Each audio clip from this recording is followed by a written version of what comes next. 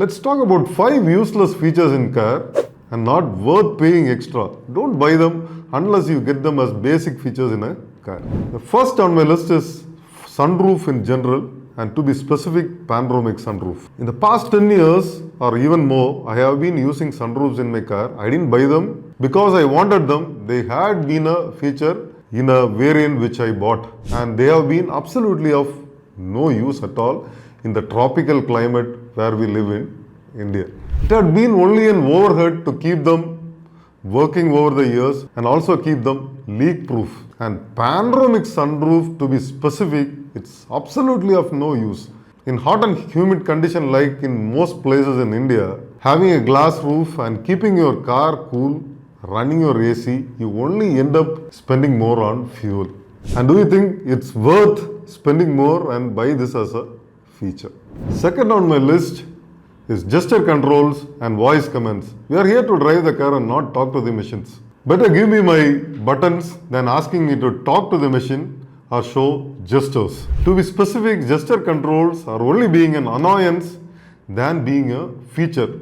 Even if you move your hand or thumb or fingers by accident when you drive, it takes it as a gesture and does some function. It ends up being an annoyance than being a feature.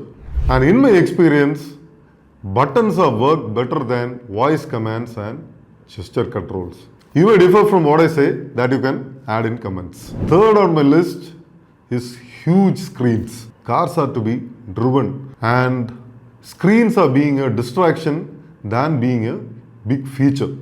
And what has gone badly wrong is removing all the buttons and giving all controls inside a screen. And how do I even drive a car without taking eye off the road if I'll have to control everything on the screen? This is being a safety concern actually. I would say don't even give a car 5-star rating if all controls are given in the screen.